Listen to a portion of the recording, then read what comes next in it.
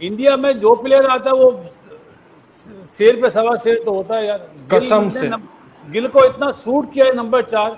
देखें, जब तक आप हिंदुस्तान के साथ हिंदुस्तान वाला एटीट्यूड नहीं रखेंगे, तगड़ा नहीं खेलेंगे, क्योंकि इनके जो मिडिल ऑर्डर बैट्समैन है ना, ये बहुत तगड़े हैं, ये सारे के सारे बड़े मिच्योर हैं, ये सारे के सारे बड़े दलेर हैं, और इनके पास सारे को सारे पास प्रॉपर क्रिकेटिंग शॉट्स हैं। अभी इमेजिन भी नहीं कर सकते हमारे पास कौन सा कोई गिल जैसा टैलेंट है या कोई और प्लेयर्स ऐसे मौजूद हैं। हमारा तो वो सिस्टम ही ऐसा नहीं है ना।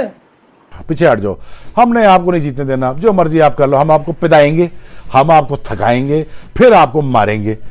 तो अब हिंदुस्तान ये लोग कह रहे हैं कि यार शायद हिंदुस्तान नंबर 1 टीम बनना चाहता है। हिंदुस्तान नंबर 1 टीम नहीं बनना चाहता, हिंदुस्तान चाहता है कि वो अब इनको भगाएं, कि जी हम भगाएं लोगों को आगे से, हम उनको पिदियाँ कराएं, हम उनको फील्डिंग में ज़रा फेंटे लगाएं, उनको थकाएं जी, चलो जी 150 ओवर फील्डिंग करो जी, फिर हम आपके साथ 2 बॉलिंग करेंगे। हिस्ट्री का पहला बैटर बना है, पहला बैट्समैन बना है जिसने 250 और 150 करे, क्योंकि 3 खिलाड़ी आउट करने में कामयाब हो गया है ठाकुर साहब इंडिया, जो कि बहुत ही शानदार बात है। What a brilliant performance by Shubman Gill once again. Captain knock जी लीडिंग ऑफ द फ्रंट, ये वो जुमले जो आपने दुनिया में हर जगह सुने होंगे। दुनिया का वाइड बैट्समैन बन गया जिसने एक ही मैच में 250 और 150 करे। इससे ऊपर ग्राम गुच आता है जिसने 303 अगेंस्ट इंडिया ही रन करे थे। और व्हाट अ परफॉर्मेंस, मतलब क्या खेला है। और साथ में जो पार्टनरशिप उसने पंत के साथ करी और जडेजा के साथ करी, हालांकि जब जडेजा आया तो ऐसे ही लग रहा था रेडी को क्यों नहीं भेजा, तो बाद में समझ आया कि गौतम गंभीर की हमेशा एक साइकी है लेफ्ट राइट कम्बिनेशन, और वो बता दिया। मतलब इस वक्त इंग्लैंड का तो बिल्कुल ही लिटाया हुआ है। अब यार वो क्रेडिट तो आकाशदीप को जाता है यार। क्या शानदार नए बॉल का बॉलर है, क्या बॉलिंग कराई है, डकेट की विकेट कामरान, और साथ साथ फिर जिस तरह से जो रूट को आउट किया, फैंटास्टिक। और क्या जबरदस्त कमबैक, स्ट्रॉन्गली कमबैक। ऐसे कमबैक मेरे ख्याल से वो टीमें करती हैं जिनको बिलीव हो, अगर अपने पे बिलीव हो। टेस्ट मैच हारे हुए हैं और इंग्लैंड की कंडीशन में, इंग्लैंड की टीम के खिलाफ ऐसे कमबैक करना, ये तो टेस्ट मैच बिल्कुल वन साइड मुझे लग रहा है। अभी तक इंडिया ने 4 दिन में अपनी तरफ ही किया हुआ है। अब खैर अब तो मेरे ख्याल से कुछ बचा नहीं है इंग्लैंड के पास, अब इंडिया ही है कि इसको वाइंड अप करे लंच तक। लंच के बाद 1 घंटा टी से पहले ये मैच खत्म होना चाहिए। लेकिन क्रिकेट है कुछ भी है, लेकिन अभी तक कमाल की परफॉर्मेंस, आउटस्टैंडिंग परफॉर्मेंस। जो मेरे ख्याल से 8 टेस्ट मैच यहाँ पे हुए ना, 7 इंग्लैंड जीता हुआ, 1 ड्रॉ हुआ है, उन सब पे भारी टेस्ट मैच ये वाला होगा, जैसे इंडिया ने वो 7 टेस्ट मैच का बदला लिया। अपने प्रोफेशनल के साथ ना कोई कॉम्प्रोमाइज नहीं करते, यही तो कामयाबी है। अच्छी चीज ये है कि इंग्लैंड के खिलाफ बनाई है, नेपाल के सामने नहीं बनाई है। और जो आपने बात की थी ना कि इससे बड़ी परफॉर्मेंस संगाकारा ने 300 बनाए चिटागांग, देखिए वो टीम बांग्लादेश की थी। ये इंग्लैंड में ऐसी, ये इंग्लैंड में ऐसी, मैं तो ये कह रहा हूं कि वो याद आ गई परफॉर्मेंस। याद बिल्कुल, वहां पे सुनील गावस्कर ने भी किया हुआ है, यही दूसरी इनिंग में 200 किया हुआ है। तो देखिए ये जो परफॉर्मेंस है ना, ये इंग्लैंड में, इंग्लैंड के खिलाफ, ये मेरे ख्याल से बहुत हम देख के बहुत कम नजर आएगी ऐसी परफॉर्मेंस। 1 टेस्ट मैच डाउन, क्या आप हारे हुए हो और ऊपर से आप कप्तान हो, आपके ऊपर प्रेशर है, या आप कभी जीते नहीं हो, सारी चीजें आपके अगेंस्ट जा रही, और ऐसी परफॉर्मेंस शानदार है। दूसरा जो विदाउट बाबर और रिजवान, अभी ये तो इतनी एज तो नहीं ना इनकी हुई जितनी रोहित की हुई है, जितनी विराट की हुई है।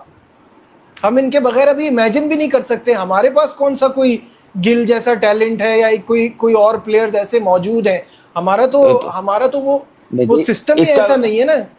इसका बेस्ट आंसर ये है कि ये प्लेयर उस वक्त ये ऐसी परफॉर्मेंस आती जिसका सिस्टम, प्रोसेस सारा चल रहा हो, टीमें बन रही हो। हमारा तो ना सिस्टम है, ना मेरिट है, ना प्रोसेस है। हम तो अल्लाह तवक्कुल चल रहे हैं, जो कोई मिल जाता आके 10 साल बाद, 15 साल बाद एक प्लेयर मिल जाता है। आप देखे यूनुस भाई के जाने के बाद बाबर हमें मिला, ठीक है ना, अब उसको हम लोग यूज कर रहे हैं। उस पे बर्डन कम करने के बजाय मजीद बर्डन डालते जा रहे हैं, ऐसी बातें करके, ऐसी परफॉर्मेंस डिमांड करके, क्योंकि बाकी प्लेयर डेवलप ही नहीं किए, बनने नहीं दिए टीम। किसका कसूर है? सिस्टम का कसूर है, उन बंदों का कसूर है जिन्होंने आके इस पाकिस्तान के सिस्टम को दरम बरम कर दिया। कोई पूछने वाला नहीं है। इसलिए हर बंदा यही पूछता है कि कहाँ पे पाकिस्तान की टीम थी, कहाँ पे इंडिया की टीम थी। वो कितना आप देख लें ऊपर चले गए, आगे निकल गए, हम कितना डाउन चले गए। सिर्फ यही वजह है। जी बासित भाई, फाइनल थॉट्स। 31 साल का मेरा ख्याल है बाबर है, 34 साल का रिजवान है।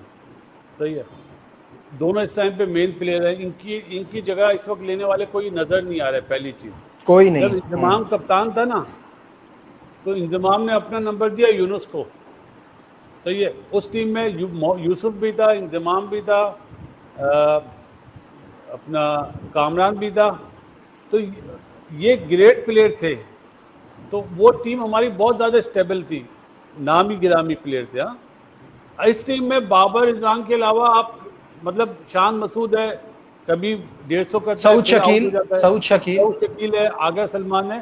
लेकिन इन्हें टाइम लगेगा। इंडिया में जो प्लेयर आता है वो शेर पे सवा शेर तो होता है यार। कसम से गिल को इतना सूट किया है, नंबर 4 हिस्ट्री का पहला बैटर बना है, पहला बैट्समैन बना है जिसने 250 और 150 करे। ग्राम गुज साहब ने 333 और 131 या कुछ 137 रन करके 458 रन करे हुए। इस मैच में मेरे ख्याल है 430 रन कर चुका है गिल, और चाहता तो वो रिकॉर्ड भी तोड़ सकता था, लेकिन मैच जीतना भी ज़रूरी है।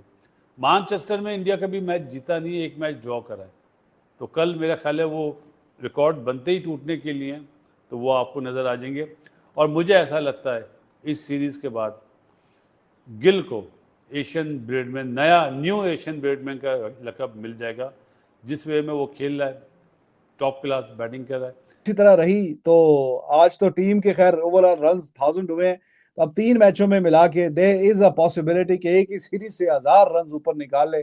और बिफोर दिस सीरीज देखते हैं कि गेल के कितने रन्स थे और अभी जो सिलसिला है वो कहाँ पे जाके खड़ा हुआ है। तो इतनी लाजवाब किस्म की सीरीज किसी एक प्लेयर की, अनबिलीवेबल। तो अभी देखिए इस सीरीज से पहले जो रन्स मेरे ख्याल में कोई 18 कुछ के करीब थे, और अभी ये वाले ऐड हो जाएंगे 500-600 रन्स 2 मैचेस में, close to 600 runs in 2 matches. वाह, अमेजिंग। इससे पहले सीरीज में जाने से पहले 32 मैचेस थे, और ये 31-32 मैचों में जो रन्स थे 1700-1800 थे, और अगले 2 मैचों में 600 रन्स। आप अंदाजा लगाइए कि कितनी बड़ी जंप है, बहुत ही बड़ी जंप है और अनप्रेसिडेंटेड, लाजवाब। तो गिल जी मुंडा छा गया गिल्लां दा ते रन्स करी जा रहा, बेहतरीन, लाजवाब, अमेजिंग। और इंग्लैंड को कोई चांस दिया नहीं। इंग्लैंड बेसबॉल खेलता बड़ा अच्छा, दिस एंड दैट, और वो ज्यादातर अपनी बैटिंग से उन्होंने नाम बनाया। तो अब उनके सामने इतना बड़ा पहाड़ जैसा टोटल पहली इनिंग्स में भी रखा, उसके नीचे वो दब गए बोझ में। अब इतना बड़ा टोटल कभी इंटरनेशनल में तो छोड़िए, फर्स्ट क्लास में भी इतना चेज नहीं हुआ। 600